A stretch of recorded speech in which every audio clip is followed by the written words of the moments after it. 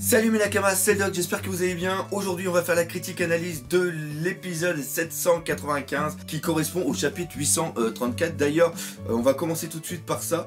C'est un épisode qui a été hyper fidèle au chapitre. Il reprend presque la totalité. C'est-à-dire qu'il y a les deux premières pages qu'on avait vues la semaine dernière qui étaient justement à la fin où tu vois Sanji avec les menottes. Mais après tout le reste c'est vraiment propre au manga, c'est propre au chapitre 834 et j'irai même au-delà, c'est-à-dire que je vais dire que cet épisode est encore mieux que le chapitre parce qu'il y a des choses que l'animation a amené et qu'on a... C'est-à-dire que ça a amplifié le ressenti qu'on a vu au niveau du chapitre. C'est-à-dire qu'on a énormément d'informations qu'on a appris, que ce soit sur César, sur Pecoms, sur Capone BG qui nous a énormément surpris, pareil Pedro, enfin vous voyez tout ce qui s'est passé ici. C'est un épisode qui a été hyper bien rythmé, assez bien animé et c'est surtout le plaisir. Putain, il y a 3 fois où je me suis pissé dessus littéralement. Oui littéralement parce que physiquement ça le ferait pas, sinon je suis obligé de regarder One Piece avec des couches et ça serait pas terrible. Alors il y a eu le passage avec César quand il est face à Big Mom et qui explique tout le rêve qu'il a, puis on voit sa tête qui part dans tous les sens. Pedro et Brook quand ils entendent Tamago qui arrête pas de donner des informations et l'autre il s'aperçoit justement que la famille de Big Mom est au courant de tout, puis à chaque fois t'as leur tête qui s'agrandit et ça on l'avait dans quelques cases au niveau du manga, mais là au niveau de l'anime c'est encore mieux. Et le passage qui a été rajouté et qui est vraiment très très bien, c'est la poursuite qu'il y a entre Luffy et les faux Mugiwara. C'est-à-dire que ça encore une fois c'est une seule page qu'il y a au niveau du manga et là ça a été allongé dans l'anime, mais ça a été super bien fait. Moi des petits trucs comme ça j'adore, et encore une fois ce n'est pas des fillers, c'est quelque chose qui s'est réellement passé dans le manga mais que Ichiro Oda a occulté, n'a pas eu le temps de faire parce que sinon le manga il serait vraiment très très long.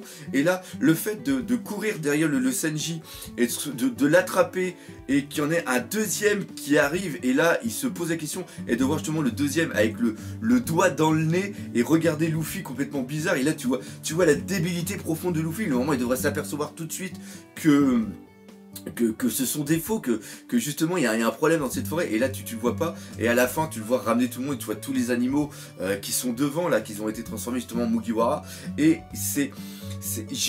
j'en ai le sourire, mais punaise, mais qu'est-ce que ça m'a fait plaisir de regarder cet épisode. Bon, on va parler maintenant de l'histoire. On va commencer avec Capone qui est en haut d'une falaise et qui est juste devant Pecoms. Là il lui dit une vie vient de naître, qui est celle justement de son fils qui est complètement dégueulasse avec cette petite moustache qu'il a, cette moustache de un jour ou deux qui est peut-être aussi vieille que lui, mais la gueule et aussi le fait qu'il ait la tétine en forme de cigare dans la bouche était absolument excellent.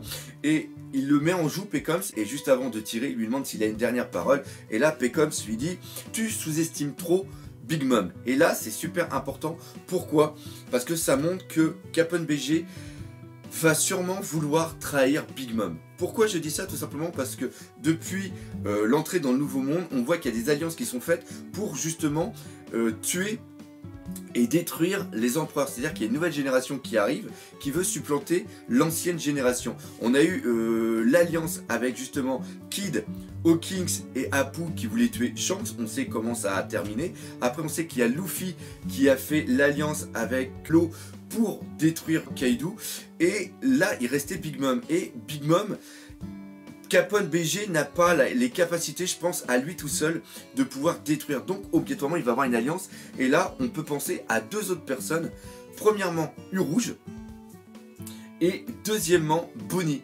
Bonnie, je vois vraiment faire une alliance avec Capone, tout simplement parce que on avait vu que elle avait un fruit du démon qui jouait sur la nourriture. On avait vu que au niveau de ses lèvres et au niveau un petit peu de son bateau aussi, qu'il y avait des trucs qui faisaient penser un petit peu à Big Mom. Donc peut-être que ces deux-là se sont mis ensemble pour justement faire la chute de Big Mom. Et ça serait quand même assez intelligent parce que ça permettrait de faire revenir à l'intérieur du manga Bonnie, parce que Bonnie, on ne sait pas encore quel va être vraiment son rôle. Et ça c'est vraiment très très bon. Maintenant, Pecoms reçoit une balle, il tombe dans l'océan. Je ne vois pas Pecoms mourir parce que c'est un personnage qui est hyper important. Et rappelez-vous, il y avait quelque chose qui avait été montré quand justement le bateau des Mugiwara rentrait dans le Nouveau Monde et justement qu'il y avait Pecoms dessus, c'est tout simplement qu'il était suivi par un homme poisson.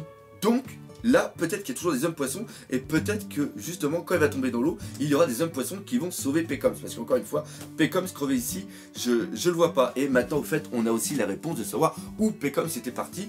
Il était tout simplement capturé par Capone BG. Par contre, ça veut aussi dire que Capone BG avait des informations sur les Mugiwara et savait où ils allaient arriver. Non, c'était à Chocolatown. Donc ça veut dire qu'il avait des espions à Chocolatown pour pouvoir piquer Pecoms. Donc ça, encore une fois, ça montre qu'il a quand même pas mal de connexions au niveau de cet arc. Donc je pense que Capone va pas falloir le sous-estimer. Je viens de parler des hommes poissons, ça va permettre de faire la petite transition sur Jinbei, comme quoi que mes vidéos sont vraiment bien préparées. Le journal arrive, qu'on avait vu la semaine dernière, qu'on savait pas ce qui s'était passé, et là ça y est, on a les informations. Jinbei a tout simplement reculé. Il n'a pas accepté le sacrifice de Big Mom, c'est-à-dire tourner la roue et voir des trucs qui lui auraient été imputés peut-être au niveau de la vie. Il fait toujours partie de l'équipage de Big Mom. Ça veut dire que tant qu'il fait partie de l'équipage de Big Mom, il ne peut pas rejoindre l'équipage des Mugiwara. Et on a eu le flashback qui a bien montré que Jinbei avait vraiment l'intention de rejoindre les Mugiwara, mais avant ça, il avait quelque chose à faire. Donc voilà, Jinbei se trouve prisonnier, et pas encore prisonnier, mais là, ça montre que, encore une fois, si Jinbei veut partir, Luffy va devoir latter la gueule de Big Mom et lui dire: maintenant je t'ai laté la gueule, l'île des hommes poissons m'appartient et Jinbei m'appartient ici, donc maintenant tu fermes ta gueule, c'est moi le boss et toi je t'ai niqué. Donc en gros c'est un peu comme ça, mais encore une fois, voir Luffy latter la gueule de Big Mom qui est quand même une empereur, ça va être dur. Alors, comme j'ai parlé de Luffy et des Mugiwara, on va parler maintenant de Pedro et aussi de Brook. Ils sont juste à côté d'une... Ils viennent juste d'arriver dans la ville, ils voient qu'il y a les mecs avec les journaux, et après, bien sûr, ils vont vers une maison, et là, il y a Pudding à l'intérieur. Pudding, là, voilà, on commence à avoir l'information. Parce que, vu que le Senji n'était pas présent sur l'endroit qu'avait indiqué Pudding, on pouvait penser que Pudding était une traite. Et non, en vérité, Pudding n'est pas une traite. Pudding est tout simplement sous la surveillance de sa famille pour la préparation du mariage. Et là, il y avait quand même Tamago qui était ici, donc peut-être qu'elle n'a pas eu le temps de prévenir Senji, et comme on sait que Senji était pas mal occupé justement avec sa famille, il n'y a eu qu'une seule fois, elle le dit bien, et ça c'est quand même, encore une fois, c'est des choses qui sont importantes mais qui sont glissées à droite à gauche. Elle dit bien que pour l'instant, elle n'a vu que Senji une fois. Et comme quand elle a eu la rencontre avec les Mugiwara sur Chocolatown, elle avait déjà parlé de sa rencontre, ça veut dire que après la rencontre avec les Mugiwara, Pudding n'a pas eu le temps de revoir Senji. Et donc maintenant on comprend pourquoi il y a ce piège au niveau de Whole Cake Island, parce qu'elle a été sûrement surveillée au niveau de Chocolatown, et Big Mom s'est sûrement servi de sa fille à l'insu de son plein gré, et a pu ainsi tendre le piège. Alors maintenant, savoir comment va être gérée la suite de Pudding, ça serait franchement cool. Encore une fois, vu comment elle est amoureuse de Senji, ça serait franchement cool qu'elle puisse... Parce que moi, je l'aime bien. Je la trouve super belle physiquement. Elle est tellement innocente. Et je pense que cette petite innocence est quelque chose qui manque dans l'équipage du Mugiwara. Donc même si je ne veux pas que Pudding soit la future Mugiwara, mais je pense qu'elle apporterait un petit côté espiègle, un petit peu comme Carotte. Et je trouve que ça irait très bien, ça apporterait quelque chose en plus. Et là pour Pedro et aussi pour Brook, ça chie un petit peu parce qu'ils se rendent compte que la famille de Big Mom est au courant qu'ils sont là, et ils sont au courant aussi de tous les plans. Donc encore une fois, ça montre qu'au niveau de Chocolatown, ils avaient été piégés entre guillemets. Donc là il y a quelque chose, et le fait de vouloir venir incognito est totalement bousillé. Et que vont faire justement maintenant Brook et Pedro? Il y a deux solutions. Première solution, c'est qu'ils vont continuer à faire ce pourquoi ils sont venus, c'est-à-dire chercher faire les copies des road poneglyphes, et on voit du road poneglyph et des autres poneglyphes, et on voit justement que dans le dos, Brook a un tube, et c'est sûrement pour mettre les copies. Maintenant, la deuxième solution, c'est qu'ils savent que tout le monde est au courant pour eux, c'est-à-dire que les Mugiwara sont là, donc à la rigueur ils peuvent retourner au sous-marin, aller essayer de libérer Luffy, Carotte, Nami et Chopper, et après ensemble essayer de faire un forcing pour aller chercher par exemple Senji durant la nuit juste avant le mariage et après s'exfiltrer. Et pour les poneglyphes, bah oui, les poneglyphes sont quand même nécessaires parce que s'ils n'ont pas le rôle de poneglyphe, ils peuvent pas aller chercher, ils peuvent pas atteindre Raftel. Donc à la rigueur, ce qu'ils peuvent faire, c'est chercher Senji, s'exfiltrer et après aller à Wano Kuni, latter la gueule de Kaido et après revenir en force pour latter la gueule de Big Mom. Ça serait un petit peu folklorique, mais voilà, ça serait par contre la deuxième solution, mais qui mettrait plus de tension. Et en un sens, ça pourrait être pas mal parce que on part vers un arc qui pourrait être arrêté, transition sur Wano Kuni pour après revenir sur Whole Cake Island. Ça, en un sens, avec Ichiroda, on sait jamais où on va aller, et là, ça pourrait être vraiment un truc qui sortirait de l'ordinaire, c'est-à-dire une moitié d'arc qui se termine pour revenir juste après. Ouais, ça pourrait être cool.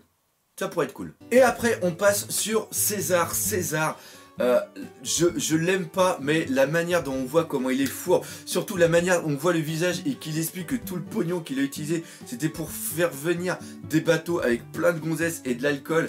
Punaise, mais c'est excellent, c'est un truc qu'on ne s'imaginait même pas. Et voilà quoi, alors le voir supplier et dire que c'est à cause des Mugiwara qu'il a loupé et qu'il était à 2 doigts de réussir, et là Big Mom le nique carrément parce qu'il dit bah c'est bien parce que mon fils Perospero, lui il a réussi à te faire du laboratoire qui était sur Punk Hazard et il l'a fait justement à l'identique, et il a seulement que 2 semaines pour trouver la solution pour faire la géantification, et là il le dit que c'est absolument impossible, c'est à dire qu'il faut qu'il trouve en 2 semaines un moyen de se libérer. Et malheureusement, Perospero, il a son cœur. Et encore une fois, le truc avec le cœur, quand il se fait complètement bousiller, c'était hilarant, quoi. Parce que c'est un personnage totalement what the fuck. César, c'est un personnage qui a un ego hyper dimensionné, mais l'inconvénient, c'est que tout ce qu'il a entrepris, il le foire. Et c'est génial, encore une fois, la mise en scène et tout, j'ai pris énormément de plaisir à regarder ce passage. Ce passage dans le manga était bon, mais là, en anime, il était absolument un bijou, un véritable bijou. Et là maintenant on arrive justement sur la dernière partie où on voit Luffy qui court après les différents Mugiwara. Il arrive à la fin à tous les attraper. Et voilà, et il se rend quand même compte qu'il y a quelque chose qui cloche. Il se rend compte, mais pas totalement, parce qu'il pose la question pourquoi vous avez réussi à vous dupliquer. Donc il pense encore que parmi eux, il y a les vrais Mugiwara, alors qu'on voit que c'est carrément des animaux. Il y en a certains, c'est des singes, t'as des chats, t'as des hiboux, c'est complètement débile. Et encore une fois, de voir le Sanji avec le doigt dans le nez, moi ça, c'est génial. Franchement. Encore une fois, je vais le dire, mais en ce moment, c'était tellement rare, mais putain, qu'est-ce que ça a fait plaisir de voir un épisode comme ça, c'est fou. Alors maintenant, je vais expliquer un petit peu ma mentalité par rapport à cet épisode. Vous m'avez vu cracher beaucoup sur les derniers épisodes, surtout le dernier où on a eu le combat entre Papounet et le Sanji, qui était complètement merdique à souhait. Et là, ce qui se passe, c'est qu'il faut savoir que même si c'est la Toei qui fait l'épisode, ce n'est pas toujours les mêmes personnes qui sont en charge des épisodes. C'est-à-dire qu'il y a des épisodes directeurs, c'est-à-dire que c'est les personnes qui sont en charge de faire l'épisode, ils ont une équipe sous eux. Et là, le mec qui a été en charge, je me rappelle plus son nom, eh bien le mec il a fait un taf de fou. Et c'est souvent ça, c'est-à-dire que il faut que les bonnes personnes s'occupent des bons épisodes. Voilà, c'est exactement ça. Et justement pour les épisodes qui vont venir, ça va être, il va avoir du très gros qui va venir, et on peut croiser les doigts parce que là le mec il a compris toute l'essence de One Piece, c'est-à-dire une folie dans le caractère des personnes, et une exagération des fois du physique. Et ça, franchement, ça a fait plaisir. Et encore une fois, je vais le dire, cet épisode était supérieur au manga, et la partie qui a été rajoutée aurait sûrement été une partie telle que l'aurait dessinée Ichiroda s'il avait pris le temps, s'il avait eu le temps par exemple de faire 1 ou 2 pages de plus pour montrer Luffy à courir partout et à s'étonner devant l'apparence et devant le comportement de ses Mugiwara. Donc voilà, donc là on va terminer ça en faisant une grosse partie. Bravo. Bravo la Toei. Donc maintenant on va passer à la partie spoil. Donc si vous n'avez pas lu la suite du manga, je vous prie de partir, je vais mettre le temps juste ici pour revenir au niveau de la vidéo. Donc comme d'habitude, attention, 3, 2, 1, bande au spoil. Donc j'espère que vous êtes partis. Les gars, ceux qui ont lu comme moi le manga, il y avait un passage qui a été absolument génial. Encore une fois, c'est un petit clin d'œil pour ceux qui ont lu. C'est au moment où tu vois Pedro qui voit Tamago qui est vachement surpris, lui ici. Et après Brook pose la question et là Pedro répond: je le connais très très bien, et ça c'est une référence par rapport au combat qu'il y a eu la première fois que Pedro est venu sur Toadland, et qu'il y a eu le combat justement avec Tamago où ils ont perdu, enfin il a crevé l'œil justement de Tamago, et après lui ça a arraché l'œil, et ça c'est vraiment très très bon. Voir les petits clins d'œil comme ça, c'est quelque chose que moi personnellement j'adore, ça me fait super plaisir, parce que j'ai l'impression que justement les animateurs ils font des petites références que seuls nous pouvons comprendre, et ça c'est vraiment bon. Deuxièmement, c'est tout simplement l'annonce pour le chapitre prochain, pour l'épisode prochain, où on a le Crackers, le biscuit qui arrive. Alors on va l'avoir seulement qu'à la fin de l'épisode. Vous attendez pas à voir le début du combat, ça sera seulement qu'à la fin, donc je sens qu'il y en a beaucoup qui vont être dégoûtés. Et après je vais en profiter aussi pour faire une petite mise au point avec vous qui regardez aussi la suite. Vous me voyez galérer dans justement dans la critique analyse de lui en faisant plein de théories. Ça c'est vraiment pour ceux qui regardent que l'anime. Donc encore une fois dans les commentaires, à la rigueur marquez que ça vous fait rire, parce que je le fais aussi pour vous, pour que vous voyez comment je galère des fois à faire mes vidéos. Mais toutes les idées que j'ai, c'est des idées que j'avais eues quand j'avais fait à l'époque la critique analyse du chapitre. Donc voilà, et je ne peux pas me permettre de spoiler, c'est-à-dire d'expliquer vraiment ce qui va se passer. Donc vous, encore une fois, parce qu'il y en a encore quelques-uns qui le font, si vous me voyez rigoler, ou si vous me voyez quand même donner des vraies informations, ne le dites pas. Laissez quand même le suspense par les autres, parce que encore une fois, tout ce que je dis dans cette vidéo, c'est des idées que j'avais eues à l'époque. Donc voilà, ce serait super sympa. Et encore une fois, si vous voulez parler avec moi dans les commentaires, mais j'ai pas trop le temps de répondre, mettez bien spoil et laissez plusieurs espaces, et après mettez ce que vous voulez dire.